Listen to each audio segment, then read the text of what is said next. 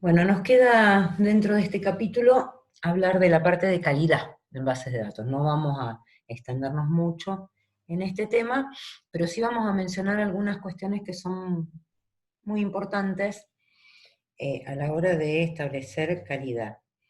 Eh, en principio, a ver si me pueden dar ustedes una noción de qué entienden por calidad. ¿Qué entienden por calidad? A ver si se animan. Hola. Sí. Que sea confiable. Que sea confiable. Ujú. ¿Y eso qué significaría? A ver, Que los datos que posea la base de datos sean ciertos. sean ciertos, Que estén Que no sean protegidos. redundantes, que sean óptimos, que considero yo. sean óptimos, que no sean redundantes, porque ¿qué significaría redundancia? Como que tenga información de más o columnas que no corresponden, o crear funciones que no tienen sentido. Por ejemplo, tener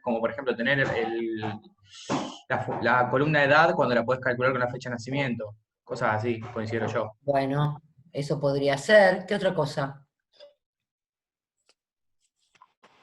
¿Qué sería Tiempo de respuesta redundancia de también. datos? ¿Eh? Tiempo de respuesta puede ser también. Tiempo de respuesta es una de las cuestiones que ¿quién consideraría realmente de calidad esa variable, el tiempo de respuesta? ¿Quién les parece a ustedes que consideraría que es un atributo de calidad que un El usuario. sistema, el usuario, sobre todo el usuario? El usuario siempre está esperando, nosotros mismos como usuarios, siempre estamos esperando que la respuesta sea muy rápida a todo lo que hacemos, ¿sí? Entonces, de alguna manera, habría que tener rapidez en las respuestas y eso muchas veces el gestor de base de datos tiene mucho que ver en ese tipo de cosas. Bien, eh, vamos a ver entonces algunas cuestiones, algunos atributos que harían que se consideren a las bases de datos de calidad. En principio, muchas de las decisiones que tomamos, o que tomemos de ahora en más, van a depender del entorno específico de cada sistema de gestión de base de datos. Yo les mencioné en la parte de seguridad, donde definíamos los usuarios, que muchas veces, eh, que no existe un mecanismo común para definir seguridad dentro de las bases de datos. Digamos, hay generalidades que fueron las que vimos, pero no hay un estándar. Entonces, es probable que algunos sistemas de gestión de base de datos definan perfiles o definan cuestiones que a nosotros nos parezcan muchísimo mejor. Otra de las cuestiones que el conocimiento del entorno específico del sistema de gestión de base de datos nos va a dar es, por ejemplo, cuando manejamos tipos de datos. Cada sistema de gestión de base de datos tiene algunos tipos de datos que son específicos para almacenar cierto tipo de atributos, ya sea fotos, ya sea en el caso de fecha y hora, la forma que se maneja y todo lo más. Con lo cual, muchas decisiones que nosotros vamos a tomar para el diseño físico de la base de datos, porque hasta ahora, cuando ustedes hicieron el pasaje a tabla, teníamos un diseño lógico, pero ahora hay que implementar ese diseño lógico, o sea, esas tablas que definimos hay que implementarlas. Bueno, va a haber muchas decisiones que vamos a tomar que van a depender del entorno específico del sistema de gestión de base de datos, pero además del conocimiento que nosotros tengamos de él. Con lo cual vamos a tener que estudiar mucho cómo se comporta ese gestor de base de datos en cada situación. Luego hay una cuestión que se llama optimización de consultas. Nosotros, en un sistema que utilice bases de datos, vamos a ver que el 80% del código SQL es de consultas. O sea, sentencia select va a haber un 80% dentro del sistema, mientras que DDL, digamos, DML, que corresponda a insert, update o delete, o a transacciones, va a haber un 20%, más o menos esa es la proporción. Entonces, va a haber muchas consultas que van probablemente a recorrer muchas tablas o a combinar muchas tablas. Y esa combinación va a depender mucho de cómo una herramienta que tiene el gestor de base de datos que se llama optimizador de consultas, trabaje, o como nosotros le podamos ayudar a ese optimizador de consultas a trabajar.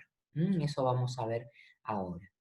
Otra cuestión que tiene que ver con la rapidez, o con esto que decíamos el usuario, dice, vamos a obtener los datos más rápidamente de esta aplicación, es cuando generamos índices. Un índice es una forma rápida de acceder a los datos, y vamos a ver que también es posible generar índices en las bases de datos para agilizar ciertas consultas. Bien, obviamente también van a tener que ver mucho los diseños de las aplicaciones que acceden a los datos. Yo recuerdo haber tenido un problema grave con una consulta que lo que hacía era poblar los registros de una interfaz, bueno, y tardaba muchísimo, entonces ejecutábamos la consulta select afuera, no dentro de la interfaz, sino afuera, y la consulta iba rápido, entonces el problema estaba en la aplicación, con lo cual el diseño de la aplicación puede hacer que, decaiga la performance de un sistema, y no específicamente por un problema de base de datos. Bien. Entonces, vamos a ver este componente de optimización de consultas, ¿cómo es que...? Sí. ¿Cuánto sería un tiempo aceptable de respuesta? Depende muchísimo del tipo de operación que estés haciendo. Muchísimo. A ver, ejemplo. Vamos a suponer que a fin de año estamos haciendo un sistema para una organización. Esta organización 2 veces al año, 4 veces al año, o sea, algo que se hace muy esporádicamente, es un arqueo de stock. ¿Qué significa un arqueo de stock? Bueno, revisar todo el stock disponible en cada una de las góndolas, qué sé yo, supongamos un supermercado o algo por el estilo. Entonces, en un momento determinado donde no hay afluencia de público, uno hace un corte y hace un arqueo de stock. Para ese arqueo de stock lo que necesitamos tener es un listado que tenga todos los saldos actuales de stock, pero además el gerente quiere que lo valoricemos, con un promedio de los últimos compras y ventas que se hayan hecho, qué sé yo, algo que requiera, imagínense la cantidad de artículos del supermercado, ¿sí? La cantidad de compras y ventas de una semana, supongamos, con lo cual va a tener esa consulta va a estar recorriendo millones de registros. ¿Sí? ¿Cuánto puede ser el tiempo que me demande hacer esa consulta? Y no me va a interesar mucho porque la tiro 4 veces al año. Si demora media hora en salir, que demore. ¿Se entiende?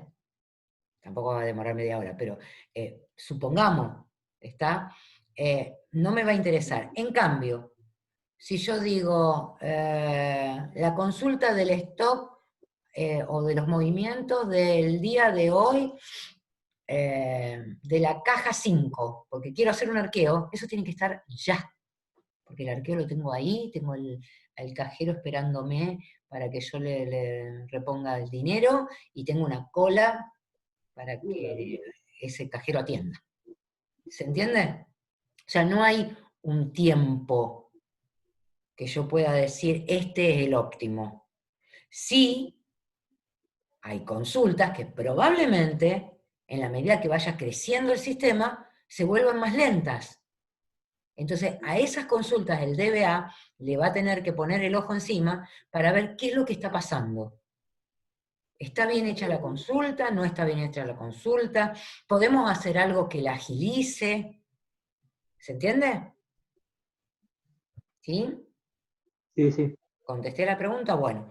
Entonces, Sí. la idea es que existe este mecanismo, o esta herramienta dentro del gestor de base de datos, que se llama optimizador de consultas. Este optimizador de consultas lo que va a hacer es justamente eso, tratar de acomodar la consulta para que ejecute de forma más eficiente. ¿Mm? Y lo hace solo el gestor.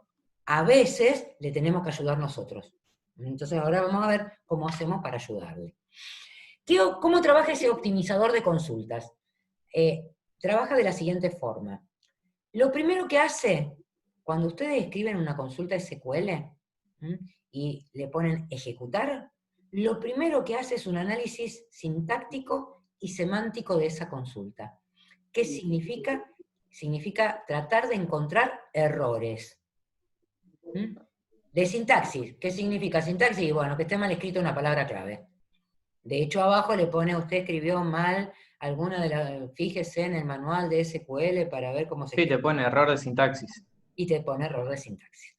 Bien, en el caso de la semántica sería porque estamos utilizando algún nombre de tabla o atributo o comparando mal tipos de datos, ¿sí? Estamos escribiendo algo mal, no necesariamente la sintaxis de eso, sino la semántica, o sea, el significado de eso. Estamos comparando atributos que son de distintos tipos de datos, lo escribimos bien, pero estamos comparando mal. ¿Se entiende? Bien. Esa primera parte, ¿sí? Es la que se ejecuta primero. Y no me la deje ejecutar. Hasta ahí detectamos errores. La segunda parte que hace, y acá ya es un poquito más complejo, es transformar la consulta en un formato simplificado y estandarizado. Nosotros no lo vemos a eso. En realidad, hay una herramienta dentro de MySQL, dentro de la interfaz del Workbench y cualquier interfaz que tenga una base de datos para acceder, que me permite ver cómo se va a ejecutar la consulta. Después se las voy a mostrar. La que es muy linda es la de SQL Server. Me muestra exactamente qué se va a hacer primero. Vamos a suponer que yo tenga una selección de clientes, esos clientes tienen una categoría, entonces yo combiné con la tabla de categorías, pero además quería ver las ventas que yo había hecho a esos clientes en la última semana, con lo cual combiné la tabla, qué sé yo, de facturación, pero además quería saber de esa facturación cuáles eran los ítems que más se había pedido el cliente, bueno, con lo cual tuve que combinar con la tabla de productos. Imagínense que se tornó una consulta compleja. La pregunta sería, ¿por dónde me conviene partir? ¿Por el producto o me conviene partir por el cliente en el select que estoy haciendo? Bueno, a veces el gestor de base de datos me acomoda esa consulta en función de dónde me conviene partir. Hay otras veces que le tengo que ayudar, dependiendo del gestor de base de datos. Hay veces que hemos, a lo mejor, pasado por tablas que no tenían sentido pasar, o, qué sé yo, a ver,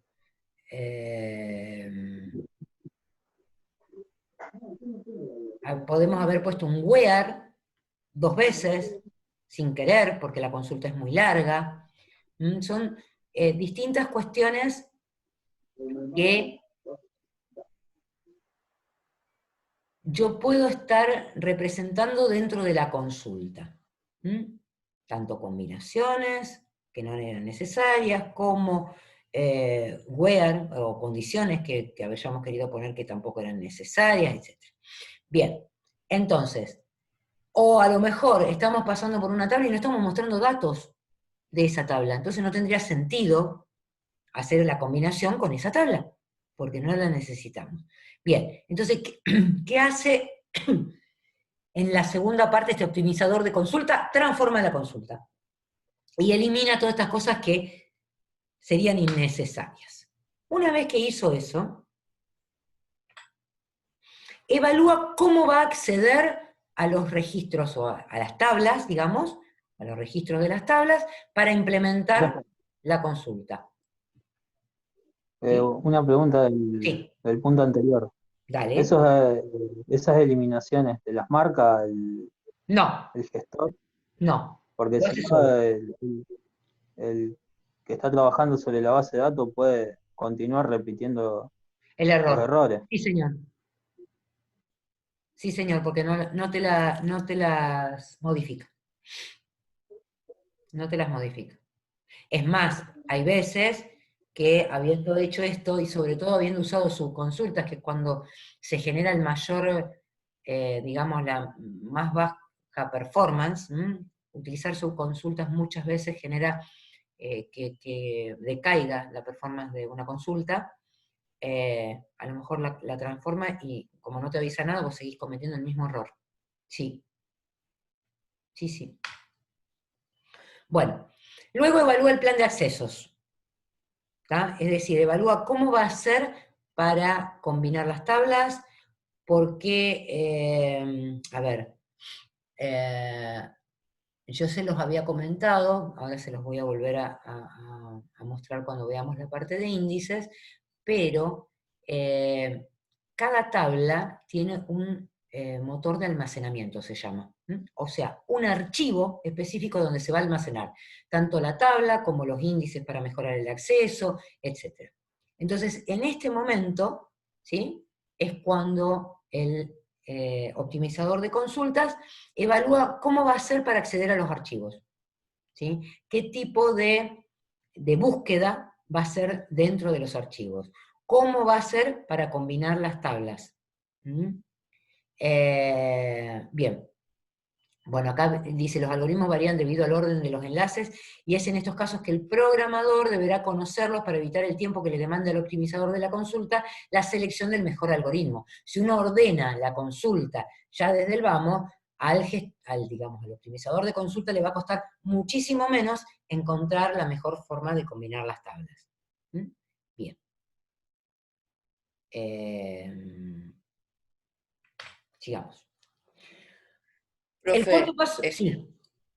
y una vez que el optimizador encuentra la manera de que se ejecute la consulta, ¿va a ser siempre la misma manera o va a ir cambiando? Si no se varió absolutamente nada, va a ser siempre la misma consulta. Pero suponete No que vos importa que vaya creciendo las tablas. no importa que vaya creciendo las tablas, pero sí importa si vos le agregaste a esa tabla atributos, o le agregaste claves foráneas, o le agregaste índices. Y entonces sí va a volver a evaluar el plan de accesos. Bien. O sea, si vos le cambiaste, digamos, algo de su estructura. Por Claro. eso es que muchas veces, cuando notamos nosotros que la consulta está lenta, cuando la tabla creció mucho, o las tablas que están involucradas en la consulta crecieron mucho. Ahí es donde notamos. Porque muchas veces, por ejemplo, el ordenamiento de una consulta se hace en memoria. ¿Está? Entonces nosotros a la consulta le pusimos order by tal cosa, tal cosa, tal cosa. ¿Sí? Genial. Cuando eran 100 registros era una cosa, cuando eran 1000 registros era otra cosa. Ahora tenemos 3 millones de registros. ¿Qué pasó que está tan lento? Y sí, creció el registro. ¿Pero por qué se puso lento? ¿Debería ser más o menos igual? ¿Cómo se hace el ordenamiento de una consulta? ¿Dónde se hace? ¿Dónde les parece a ustedes que se hace? ¿Dónde les parece?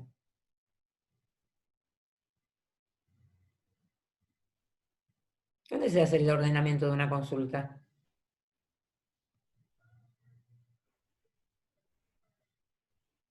¿Dónde viven los datos de un sistema de gestión de base de datos? Hola. La base de datos. ¿Dónde está la base de datos? En un servidor. ¿En qué del servidor vive la base de datos? ¿En qué parte del servidor está la base de datos? En memoria, en un disco. En un disco, no en memoria. En un disco. ¿Sí? ¿Está bien? ¿Hasta ahí? ¿Dónde, Sí. ¿Dónde ordeno yo los datos? ¿En el disco o en memoria?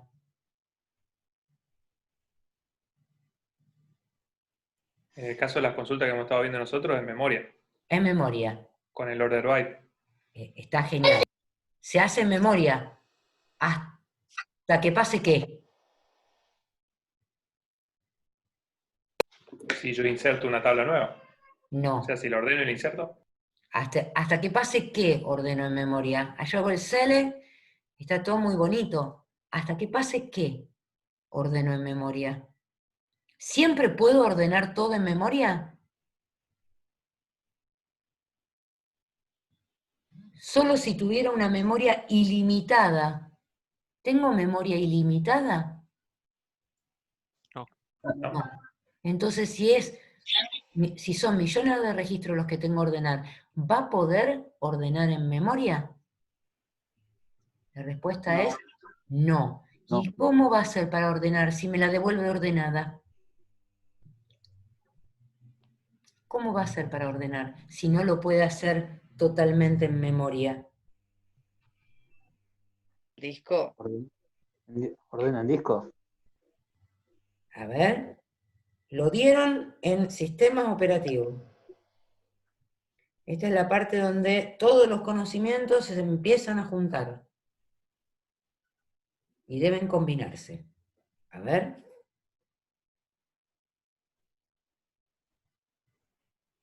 Tenía un nombre eso.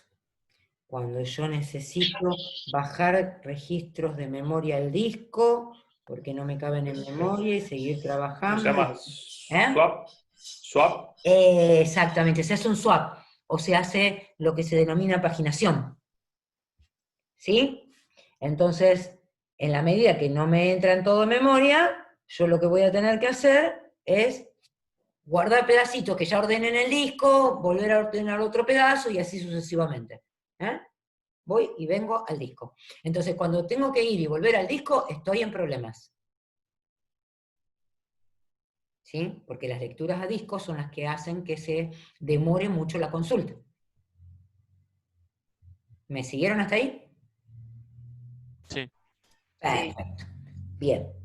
Entonces, Pero eso depende de la capacidad del sistema de memoria. ¿cómo, Vichy? Eso depende de la capacidad de memoria.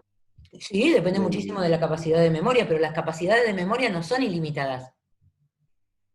Y también depende del tipo de disco que esté usando.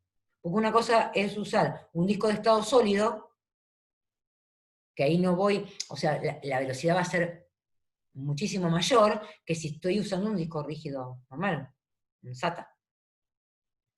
¿Sí? ¿Se entiende?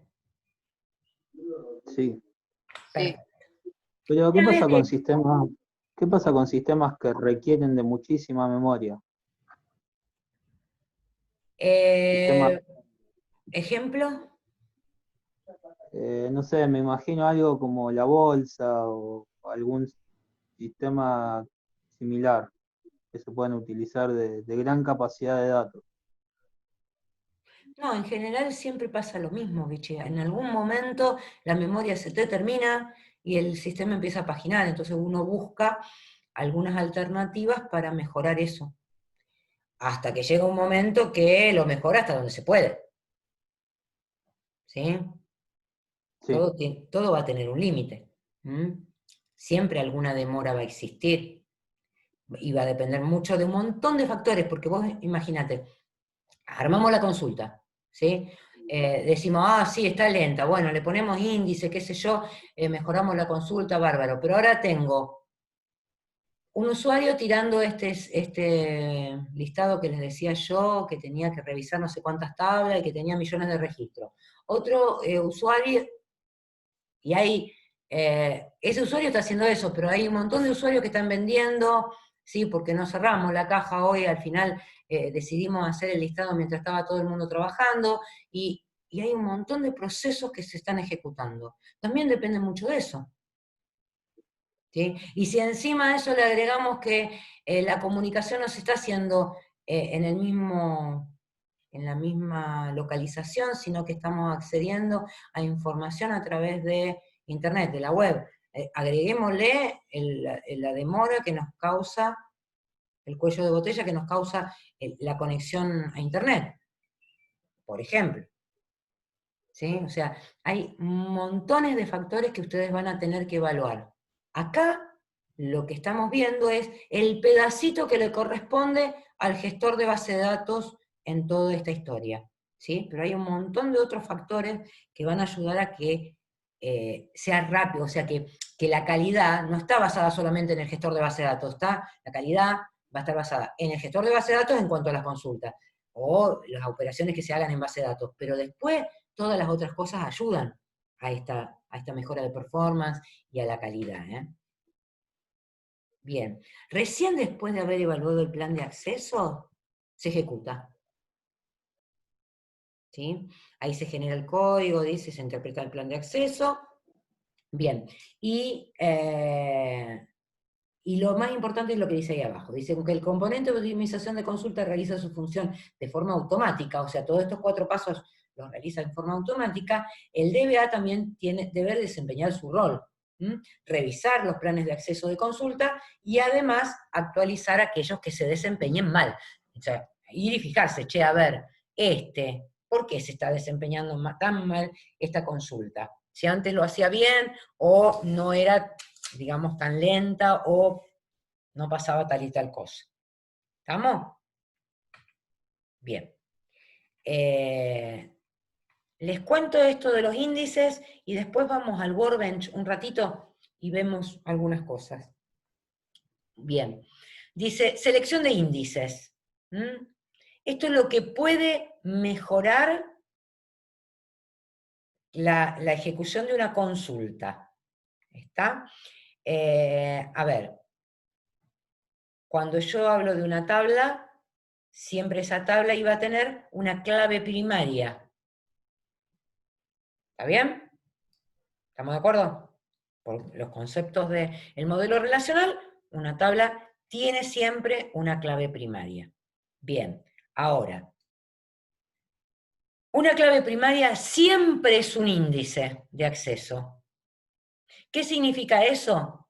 Que se va a armar un archivo asociado a esa tabla que me va a permitir acceder rápidamente y en forma ordenada a la tabla en función de la clave primaria.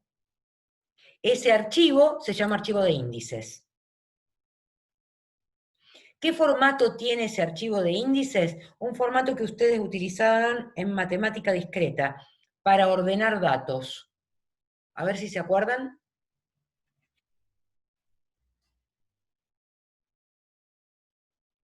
A ver. ¿El árbol no era, ¿Cómo? no era un árbol? Un árbol. El otro día hablamos de eso. Un árbol, exactamente. Bien, un árbol que al balancearlo me quedan tantas nodos de un lado como del otro, más o menos, ¿sí? Con diferencia de 1, puede estar, bien, y entonces al recorrerlo en inorden, yo puedo recorrer tanto de un lado como del otro la misma cantidad de nodos. Y así fácilmente recuperar mucho más rápido la información que si tuviera que recorrer toda la tabla para encontrar algo. ¿Está? Que es lo mismo que pasa con un índice en un libro. Yo voy y busco alfabéticamente a lo mejor algo dentro del índice y eso me dice una página. En lugar de estar hojeando página a página, ¿sí? El libro para ver dónde está algo que buscamos. Bien. Hay 2 formas de trabajar los índices, que son índices agrupados y desagrupados. No nos vamos a meter muy profundo en esto, en otra época lo hacíamos, pero no tiene sentido, pero si ustedes quieren lo pueden investigar. Si es un índice agrupado o un índice desagrupado, lo que va a variar es la implementación del árbol que acabamos de mencionar. Obviamente no es un árbol binario, como el que ustedes usaban en matemática discreta, sino que es un árbol eneario. De cada nodo salen n links a otros nodos. En lugar de hacer un árbol que tiene 2 links, izquierdo y derecho, como sería el árbol binario, este árbol tiene n links. Entonces, de que sean índices agrupados o desagrupados, depende que ese índice implemente los datos en las hojas o lo implemente en toda la estructura. Bueno, tiene distintas consideraciones que para lo físico, digamos, para grabar en el disco y todo lo demás, hace que eso después permita buscarse más rápido. ¿Mm? Bien, acá explica lo que es un índice agrupado, se llaman, todo esto se llama, en la bibliografía lo van a encontrar como árboles B o B-tree. Tree por árbol. Bien, entonces dice que el índice agrupado, el orden de las filas es cercano al orden del índice, entonces yo voy a poder recorrer físicamente las filas y tengo un orden secuencial ahí adentro y ya están ordenados. Eso sería la cuestión. En el cambio, en el índice desagrupado no hay cercanía, lo cual me permite a lo mejor leer más rápido índices que no tengan, digamos, un salto secuencial en el orden tan grande. Bien. En cuanto a los índices, pasa lo siguiente. Cuando yo estoy mirando, cuando el optimizador de consultas está mirando cómo armar el plan de acceso, y nosotros le pusimos order by, qué sé yo, apellido y nombre, by tal otra cosa, o order by categoría, by y apellido y nombre, va a buscar tener un índice que tenga esos atributos y que esté ordenado por esos atributos. Entonces, de esa forma va a recuperar rápidamente la información. Vamos a suponer que para esto, o que vamos a recorrer una tabla, que tiene generados distintos índices, uno por apellido y nombre, otro, como era muy frecuente la búsqueda por categoría y apellido y nombre, tiene un índice por categoría y apellido y nombre, además tiene el índice de la clave primaria que decidimos que existe, además tiene otro índice para recorrer por localidad, vamos a suponer que en definitiva tiene 10 índices. ¿Qué sucede cuando yo hago un insert, un update o un delete de la tabla de clientes? Va a tener que ir a hacer un insert, además de la tabla, a cada uno de los índices que están generados.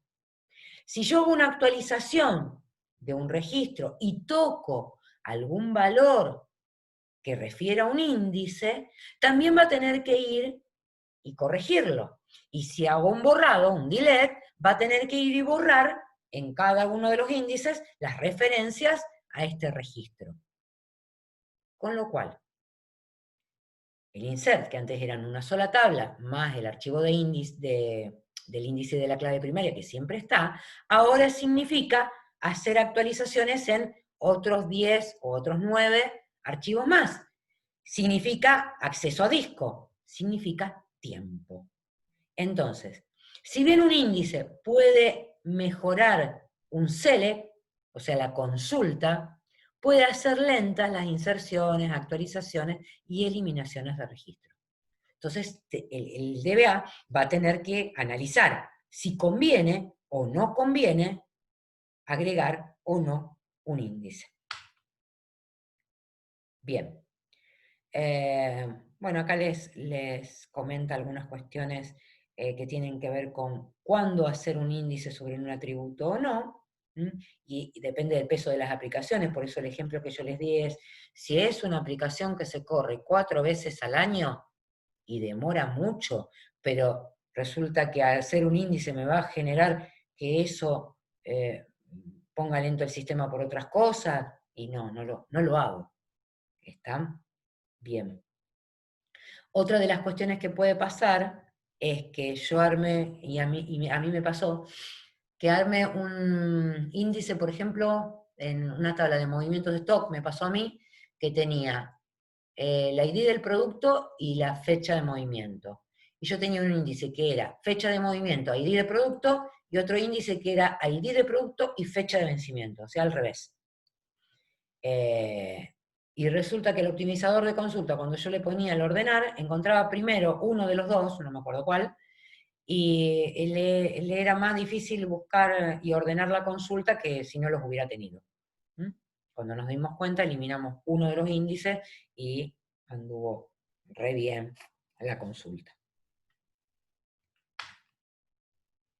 Bueno, acá tienen algunas reglas para la selección de índices, cuando son un índice desagrupado, como claves foráneas, o atributos con muchos valores, o índices desagrupados por algún rango específico, que se lo desde fecha hasta fecha, por ejemplo, y no me importa que eso salte.